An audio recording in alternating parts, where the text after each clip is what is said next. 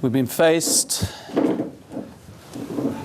with a tragedy that begs for explanation.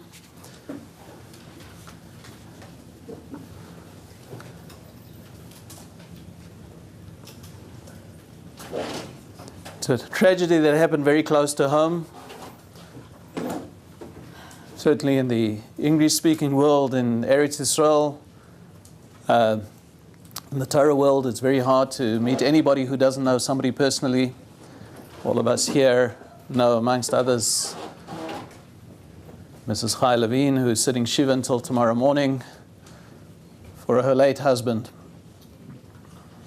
a person that I've known since their wedding. I've known Mrs. Levine from before.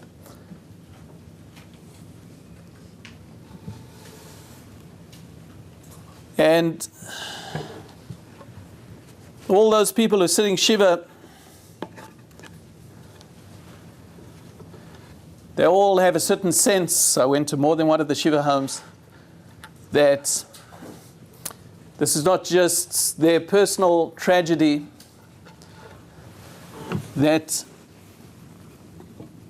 this is an inyan of Klal Yisrael.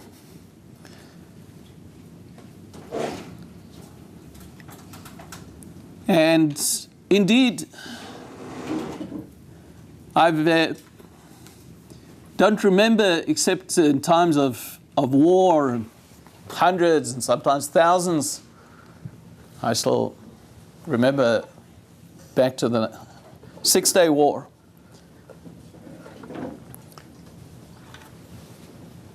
There were 4 people, and some injured and some very seriously injured.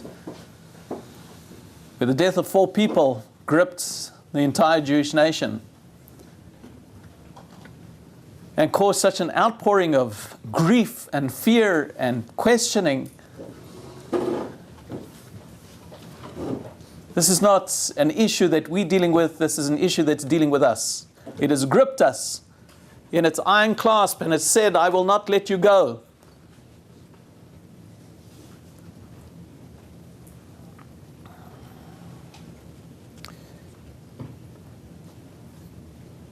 And when one's in the midst of pain, clouds the mind, pain. It's very hard to think. It's very hard. You want others to think for you. You want somebody to come up to you and say, this is how it is, and to explain it. And yet there are a lot of things that are very clear about what just happened. Fact is that this happened in a Torah tzibur. There's no room for us to say it happened out there to, yes, our fellow Jew, but not quite a Jew like us. It happened to the best of us. It happened to tzaddikim. Kalman Levine, the Talmid Chacham Atzum, who even if he went to bed at 2 or 3 in the morning, was up for nights, sometimes just 2-3 hours later. He used to fall asleep over his svarim. He used to relate to every kind of Jew. Kalman Levine could relate to a totally secular American teenager, and he could relate to a great Israeli Rosh Yeshiva equally, and everybody in between. and genuinely relate, not just as a technique, and genuinely see beauty in every soul. He taught people that got thrown out of yeshivas. He taught people that nobody else, not because that's what he was. He was giving a chabur in the mir. He was a different stage. He was a Maggid Shir in a yeshiva. He, as Rav Sternbuch put it, sat in that corner, said Rav Sternbuch, and steiged for 25 years. But if there was somebody who wanted to be taught, he would teach him. And there was one who didn't know Aleph Beis, who's today, who couldn't be accepted into a shir in a yeshiva, and Rav Kalman sat and taught him, and he became a Rav. He was a rabbi. There was one who was thrown out of yeshiva, and Rav Kalman taught him. And he became a big Yirei Shamayim. And the stories are just, they're coming out as much as we know. The next time I sit in yeshiva and somebody else comes and gives we knew he was a tzaddik, and whenever there's a tzaddik, you can always know that you're only seeing a tipa sheba'yam. This is not essentially a hesped about Rav Kalman Levine. This is to give you a sense of the others too. Tversky, each and every one of them. And HaKadosh Baruch Hu guided this process b'hashgacha mle'ah b'diktuk malei, that these four should be the ones that should be killed. Rav Kalman Levi didn't daven there that morning. And you hear, we spend a whole hour telling you the stories of who normally davened there, who didn't go there, and who normally didn't go there, who did go there, and how HaKadosh Baruch Hu guided the whole process, that these should be the Kedoshim. It's so clear that all of that happened. It happened in Heichal HaKodesh. It happened, Chazal talk about how the Romans managed to be cheder, a temple, a Beis HaMikdash, because of our spiritual weaknesses.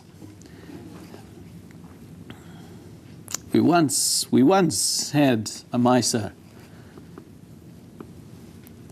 in a yeshiva, but it's been a long time since Soni Yisrael came, and then we've never had it not in living memory, where people were killed in their talis and their tefillin,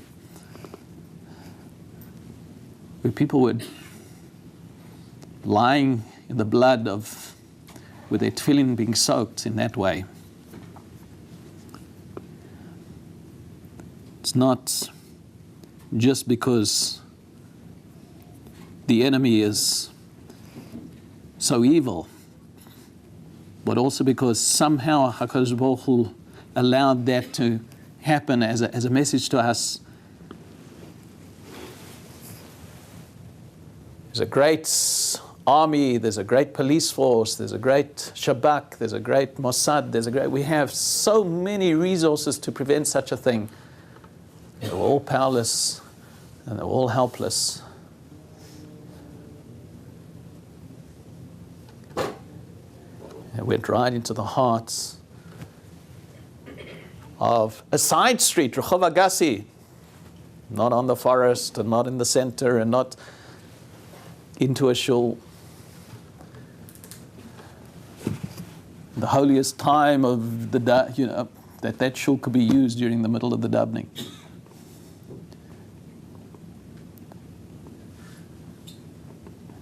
And the message is, no more explanations. We let it happen because we didn't profile somebody properly, because we let him out of prison too early, because somebody else did something wrong, because there are politicians who are cutting the yeshiva budgets, or because it happened in the midst of us, and it happened to the holiest of peoples. And HaKadosh Baruch Hu is saying, there's no more running. There's no more running away anywhere. You want to run? You're going to run to me. That's the only place I'll leave you to run. I'll show you nothing else, nothing else. You won't be safe, not because of the army, and not because of the police force, and not because of your pepper spray, and not because of anything. You can be anywhere, and you will be exposed. And if you feel unsafe, it's because you haven't run to me. Because I'll cut off any other hover meter that you have, that anything else is going to help you. And this morning at the yeshiva, I asked Mrs. Chaya Levine, the Rebbitzin, I said, I'm going to be addressing you, and what would you like me to say? And she said certain things. By now, some of these things had gotten around.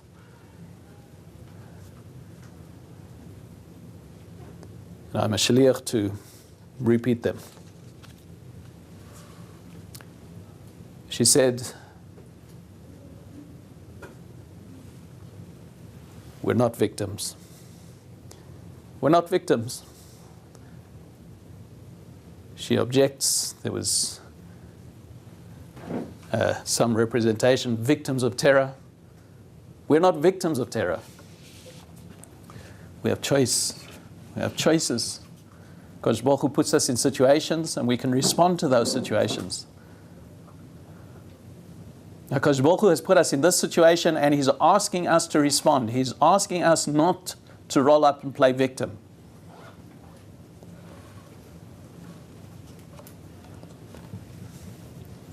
She said, she's addressed women before about the Shiva Koiches of a woman and the Koich of Gura, the Koich. She talked about the Koich that we're given at a time of opportunity to cry out to Hashem. There's a type of Kedusha in the air now, which we have to take advantage of. And that Kedusha is a Kedusha of pain.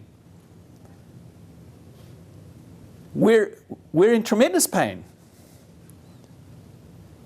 But we have to make sure that that pain leads in the right direction.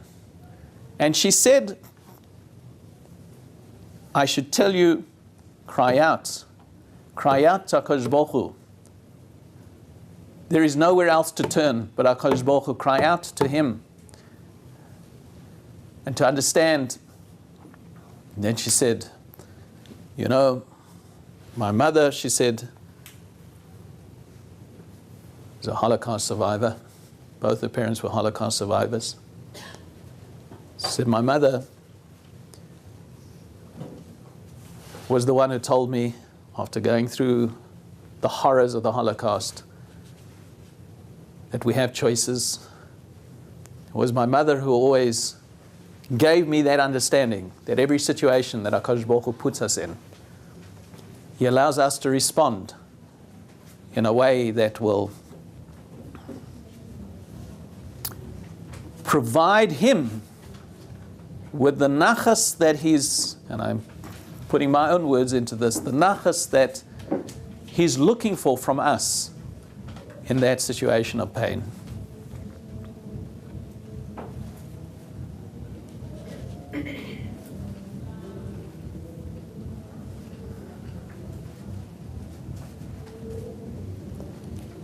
She herself feels a much deeper commitment to everything that she was committed to before. If she was helping Klal Yisrael before, it goes deeper now. If she was loving Klal Yisrael, it goes deeper now. If she was hugging her family, it's more intense now.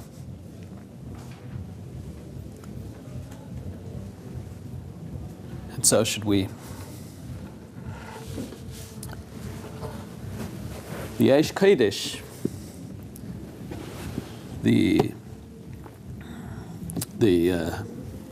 Bezetzner Rabbi who went through the Holocaust and who died in the Holocaust.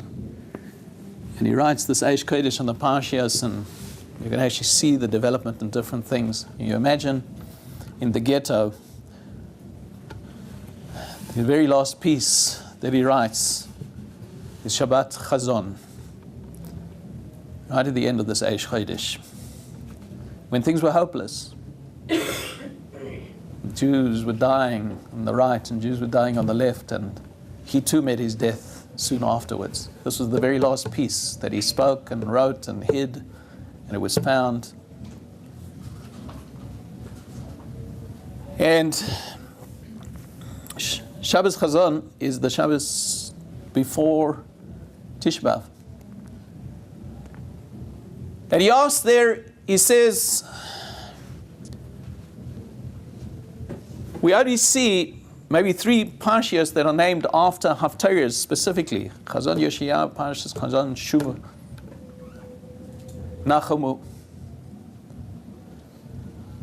And what is it that we're defining? We're taking a parsha, there's a parsha, a Chumash, and we're not calling it after the parsha in the Chumash, we're saying that there's something else here. What is it? And the words we call it is Chazon, seeing, the parsha of seeing. The Chazal say that there are 10 languages of Nevuah. Just picture when this is being said, it's been said in the ghetto when people were emaciated, sick, hungry, hopeless. The Eish Kodesh is coming to give his last drasha.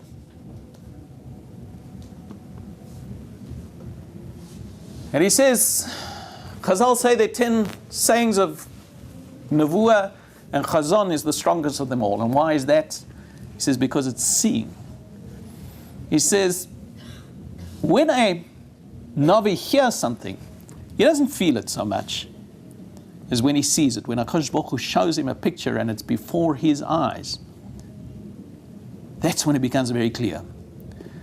So Yeshayahu sees something. Later on, Yeshayahu was quite a long time before the destruction. Yirmiyahu came after him. And Yirmiyahu also talks about the destruction. But we don't take a Haftarah from Yirmiyahu. Yirmiyahu lived through the destruction in the end. We take a Haftarah from Yeshayahu because Yeshayahu saw Chazon. And therefore, although he wasn't there, but he was more there than Yirmiyahu until Yirmiyahu actually experienced it. Because he saw it. He got a Chazon. He got a Nevuah of a Chazon. He saw. It happened in front of his eyes. What happened here, we have it. We see the pictures and we see the blood, and somebody's got a video of the shooting outside, and we see it. And even those of us who can't look at those pictures, and I'm one of them, but we see it. We walk outside, and it's not just something we heard about. So it's not, oh, in the news we're walking around and we're feeling different. Every single one of us. It's a chazon. HaKadosh Baruch Hu came to show us. And he says, and then he refers to Chevlei Mashiach, the pain of Mashiach. And he brings Ula and a whole lot of other Amoraim that say that Yesi v'lo achminei, that that let it come. I want the Mashiach to come, but I don't want to see it. I don't want to be in that period. I don't want to see that sorrow. I want to close my eyes and tell me when it's gone, and we're in Yom HaMashiach. And that's how we all feel. Let's get over this. Let's somehow make nice and somehow, okay, and we'll get to Yom HaMashiach, Be'ezrat Hashem. And HaKadosh Baruch Hu is saying, no, Chazon, I need you to see it. I need you to experience this, because that's going to be a part of the tikkun. Because you're crying out to me, as a result of that is going to be a part of what I need in order to correct the situation.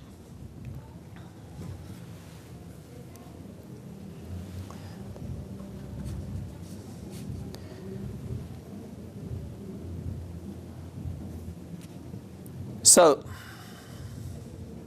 even though Ula knew, Ula was Migdala Amoraim, and there are others that are quoted there in the Gemara and Sanhedrin, He knew it was good. He knew that pain was good. But even when you know pain is good, you don't want to experience it. It's painful because the actual pain itself is never pleasant. That's why it's painful. It's never pleasant. You never want to experience it, and you never should. Olam Haba is not a place of pain. The ultimate reality is that pain disappears. There isn't pain after a certain stage. Pain gets resolved. We didn't choose to be in this door. We didn't choose to be sitting here. We didn't choose to be the ones who would be in that final door that would lead into Yom HaMashiach. But HaKadosh Baruch Hu chose us. He put all of you and me, He put Mrs. Chai Levine, He put the other Avelim, He put the people who died into that situation because He chose us. He chose us, and we now have choices. He obligated us. The one choice we don't have is to opt out. We're here whether we like it or not. And if we run this way, HaKadosh Baruch Hu will show you it's cut off. And when we run that way, it'll be cut off. He'll surround us until there'll be only one way. Until the choice will be obvious. It'll be clear, the way out of this pain.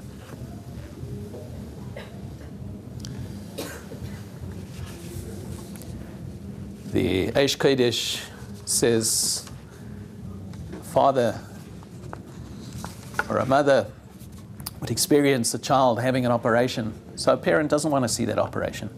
You know this is for the good of the child. You know the child's going to be healthy as a result of that. But who can bear to watch? Ullah says, I couldn't bear to watch. Oh, we weren't given a choice. HaKadosh Baruch Hu has made us watch this operation of bringing in Mashiach. And there's pain.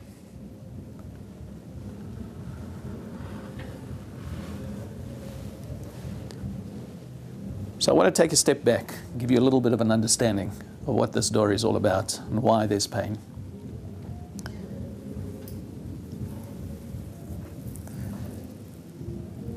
Unlike Olam Haba, which is only hinted at in the Torah, Achris HaYamim is mentioned in quite clear terms. The Ramban says in Vayechi, right? In Ve'ez Chanan it says, "Besar lacha u'metzaucha kol advarim ha'ele ba'achris hayamim." The Chumash uses those words, ba'achris hayamim. In Vayelech v'mekaras eschem hara ba'achris hayamim ki sasus hara b'nei Hashem lahachisei ba'achris hayamim. The Chumash stands out clearly with psukim that talk about this. In Sefer Daniel, until that time, talking about Achris Hayamim. And there's more. And the amazing thing is, and this is pointed out by Rabbi Menachem Schlesinger, another Holocaust survivor, who moved to Switzerland afterwards. His grandson is Rabbi Braun in Monsey, of Osmer Monsey, for those of you who know. And he points out that if you look at these psukim, they're obvious to us it's talking about our door, Ba'achris HaYamim, but they were hidden until now. That what became obvious for us to see, a clarity, even though it's staring us in the face, it says Ba'achris HaYamim, weren't related to by previous doyers. The meaning of these parshas were meant to be hidden until we actually experienced it, and then they would become clear. You look at these parshas and you say, this is talking to me. It's like a secret that HaKadosh Baruch Hu held until the right time, and then you'll open up and you'll say, wow, this is exactly what's happening. Let me read to you a little paragraph from this Rabbi Menachem Schlesinger, who wrote a book called Teres Hagula, all about this subject. V'ata hizbeinen heitei b'davar hamufla hazeh. And now look very well at this remarkable thing. Neisei Torah Yizbarach Gila es hasid shel hagalus v'agula. The giver of the Torah, HaKadosh Baruch Hu, revealed the secret of the galus and the geula b'Torah b'safa brura, in the Torah in very clear language.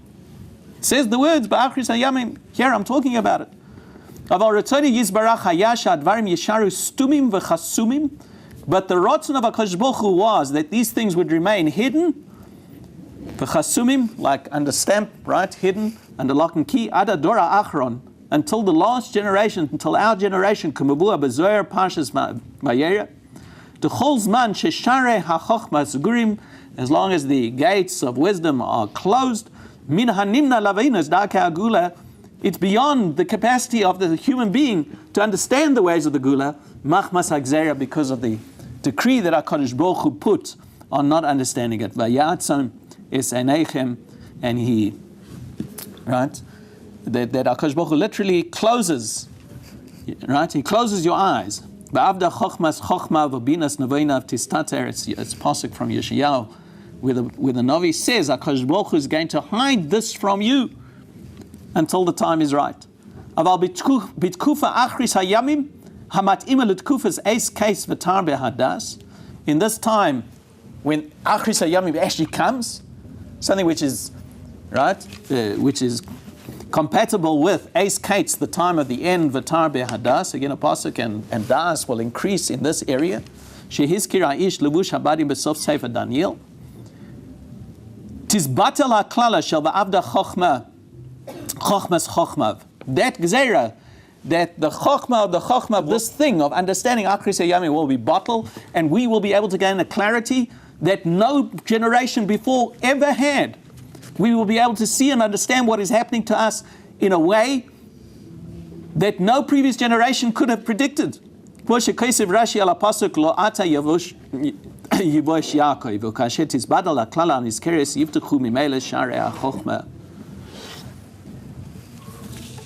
have an opportunity not only of understanding this from confusion, and from pain, and from the hiddenness, we have an opportunity to see it in the face and say, something happened here that's absolutely clear. Because Baruch Hu took, in a minute we'll see why he took Kadeshim, why he took Tzaddikim, Badafka. But he took it in the heart of a normal Taurus Shechunah. Some of us live and in a shul and in the middle of davening, and right, he did it under such circumstances that it cries out that he has a message that's beyond any message that we've received before. So what are the things you have to understand? The Maharal explains this, is that the Achris HaYamim doesn't unfold in the same way as other things unfold, because the Achris HaYamim is bringing into Yomos HaMashiach. The Chevle Mashiach is bringing into Yomos HaMashiach, and that's completely new to Kufa. And therefore there's a certain, it's coming to be Mevatal, that which went before. And because it's coming to be Mevatal, that which went before, there's a certain starkness and sharpness about the transition that will upset us. It will upset our equilibrium. At first it'll be confusing for us because we like to get up and understand, this is my day, and this is how I go about things, and this is what I do, and this is my week. And suddenly HaKadosh Baruch Hu stirs that pot and says, it's not going to be anymore. You get up in the morning, that morning is going to be different. And you daven to me, that davening has got to be different.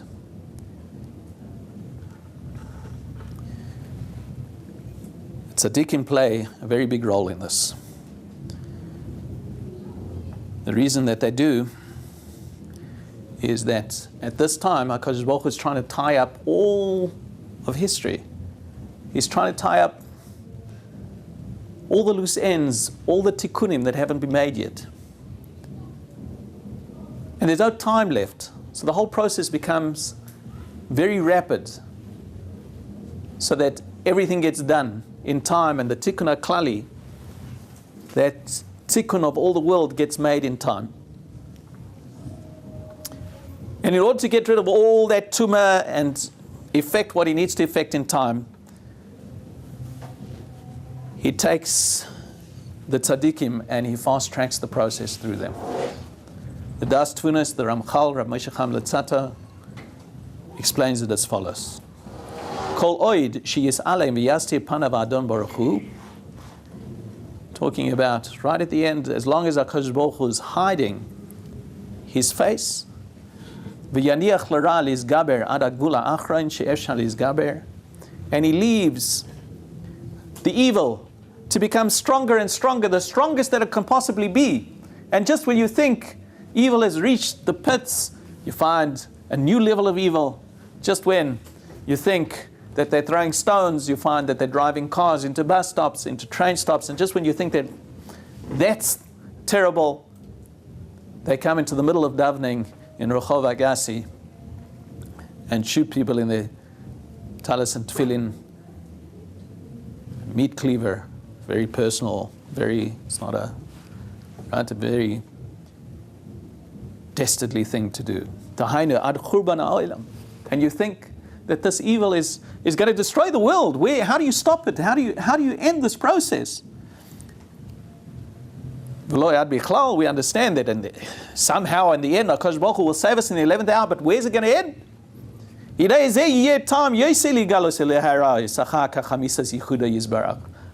This will be a greater reason for HaKadosh Baruch Hu to show Yichudei, the oneness of the world, that aspect of revelation of the oneness of Him, that even though the evil was that strong, when the oneness comes, it disappears.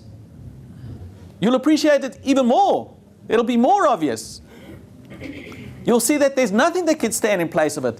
The evil got to being seemingly unstoppable. And then, even that was like nothing when there was a Gilu Yichudei and it disappeared. But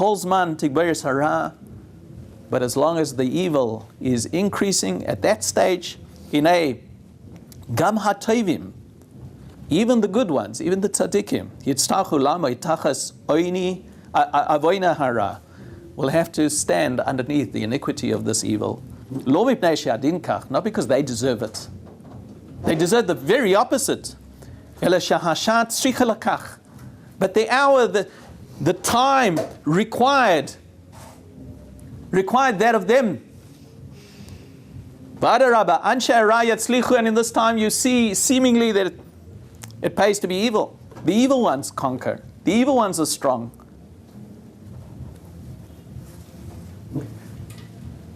You fight them in Afghanistan and they appear in Iraq. You fight them in Iraq and they appear in Syria. You fight them in Syria and they appear in your doorstep in Har Nof. And then HaKadosh Baruch Hu will reveal His Memshala. And then HaKadosh Baruch Hu will sort everything out and they'll get their schar.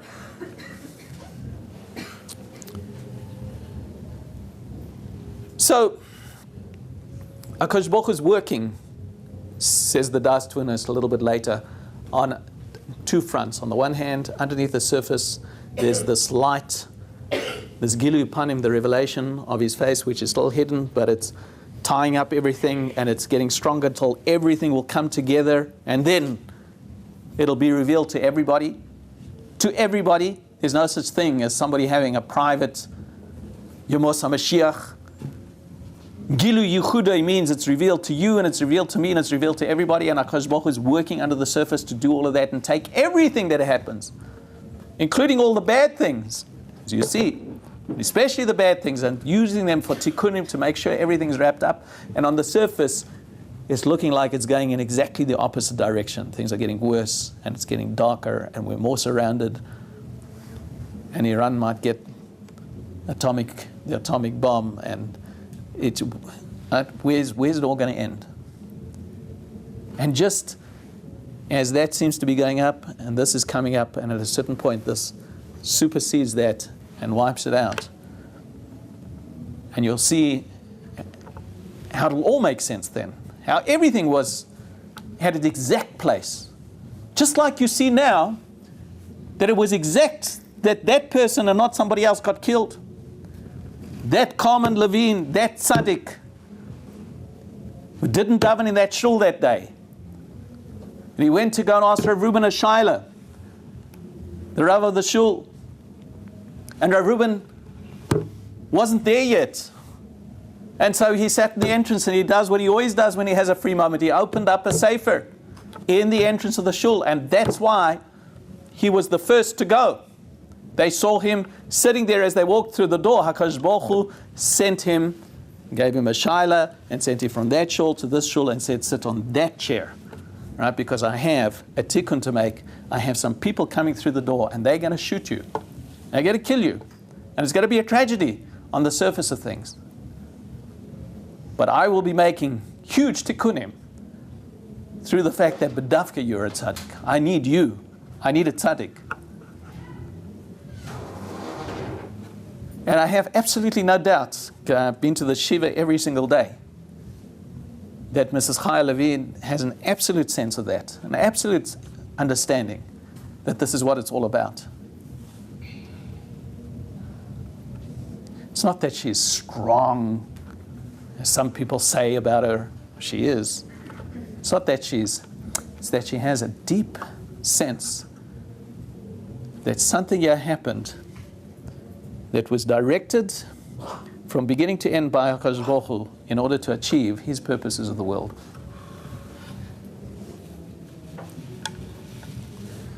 De'ein advarim, says the Das Tunis, ha'ele tluim b'maaseh b'schus. This is not about if you're good, you're going to be protected, and if you're not going to be protected. And the reason that somebody got killed is because he was machalal Shabbos chas v'shalom or any other explanation. It's not dependent on that. Don't think because you're doing a mitzvah, you're protected. That's not what it's all about. HaKadosh Baruch Hu, it's all about being a part of that most dramatic time in the history of the world. If I could choose when I was going to live, if I could choose, and I've really thought about this, to stand at Hamamad HaSinai, receive the Torah, to cross the Red Sea, Kriyas Yam Suf, to live at the time of Shlomo HaMelech, Chizkiah, I would choose to live now. Because this is the end of the whole thing. This is the end of history. This is where it was all leading to. This is the door that's leading into Yemos HaMashiach. I want to live now. With all the pain, with all the pain and all the tragedy, because I know what that's all about. 200 years ago, 500 years ago, when there were pogroms and there were, before their crusades and there was inquisitions and there was, I didn't quite know what that was about. Why then? And the explanation gets very abstract. What Golus is and Golus anti-Semitism is. But you know, something turned. And you know when it turned around? The Gazan War. Suddenly the Gazan War, after the Holocaust, it wasn't politically correct in Europe, certainly not in America, to be an anti-Semite. So you could be anti-Israel. So we love our Jews, we hate the Israelis. We hate our Arabs, we love the Palestinians. During the Gazan War, there were things that were pshuta k'mashmal, like the old anti-Semitism. There were at least 3 pogroms.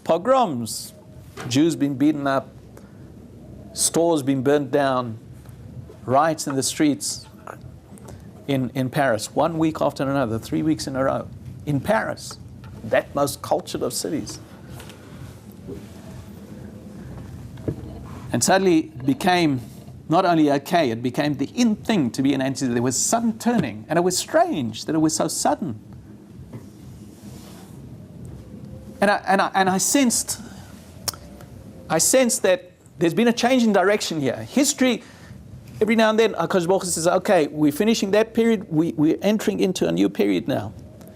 And I sense this was the final Birur HaTumah, if you like, where we're going to have all this outpouring of hatred that civilized people left 400 years ago. And then it got closer, and it got closer, until it got right here. Until it got right here. And then what was a shmiya and what was a kriya became a chazon. And I saw. No longer heard. I no longer read about it. It was no longer somebody else describing it to me. I go, and I knew that shul, and I was involved in some way in helping it to get up, and I knew very, very closely one of the people who was killed, and I saw. And then it was different, a different level of understanding.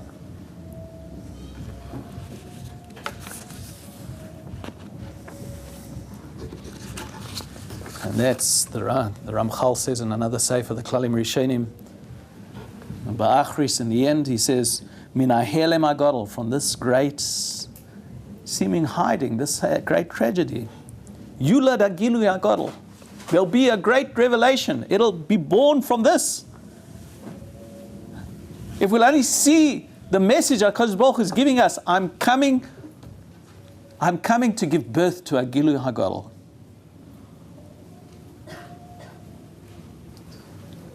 V'yesh leimus nitan lo'elam. And on that, Rav Chaim Friedlander, the greatest of commentators on the Ramchal, says, Dvarim eli peschim Pesach, these things open up a door, lahavin es ha'gzeirus ha'koshes sheyerdu al doreinu, the tremendous gzeirus that will come down on our generation. As if he was, so many people think, well, he's talking about the Holocaust behind him. But he uses a future. He says that will come on us. It was always a mysterious thing to me. What did he have in mind? What event is this talking about?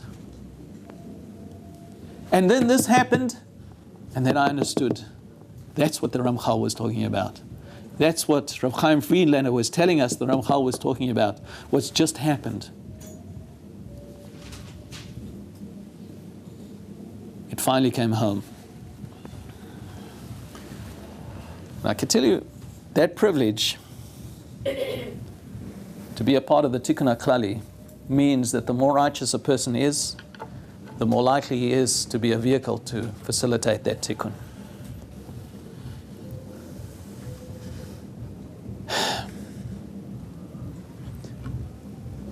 There is so much of the Jewish people that are in danger of looking at this and losing some kind of hope. The Rambam was worried about that in his Igeres HaTeiman, his letter of Chizuk to the Yemenite Jews.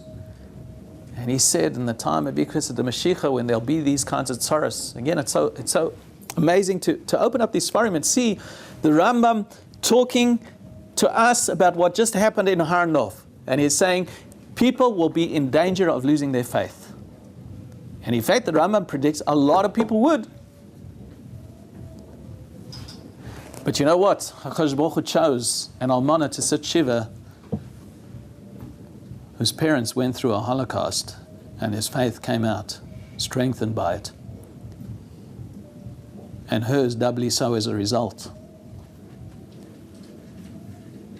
And now she's just taken a giant leap forward. Very clear to me. And she's asking us to join her. She's asking us to go with her, to do more, not to do less. Chavakuk says, Tzadik b'emanaso yichye. Tzadik, he has to live by his faith. Says Rav Tzadok HaKohen, that's not how you should learn the pasuk. Not talking about a tzaddik. It's talking about us. Not tzaddik be'emunasai yichyeh, a tzaddik should live in his faith, but tzaddik be'emunasai, a tzaddik in his faith, he will live. Says Rav Tzadok, everybody has to be a tzaddik in faith. You can be a normal person. You can have all your foibles and your hang-ups and your baggage and your tiredness and your overwhelm. But in Emunah, you have to be a tzaddik. And if we weren't tzaddikim in Emunah a week ago, then it behooves us to become tzaddikim in our Emunah today. May this be the last of the tzaras that we experience in this tekufa before the Gilu Yichudi. May those korbanos, those holy people who gave their lives for us, who were chosen by HaKadosh Baruch Hu, nobody is allowed to volunteer for that. Nobody. HaKadosh Baruch Hu chose them for us. May we be zoichet to grab the gift of faith that they've given us, to follow the instructions of Oisa Hatzadekis Chai Levin, and cry out to Hashem like we've never cried out before. Say, HaKadosh Baruch Hu, I understand now there are no other options on the table but you. Thank you.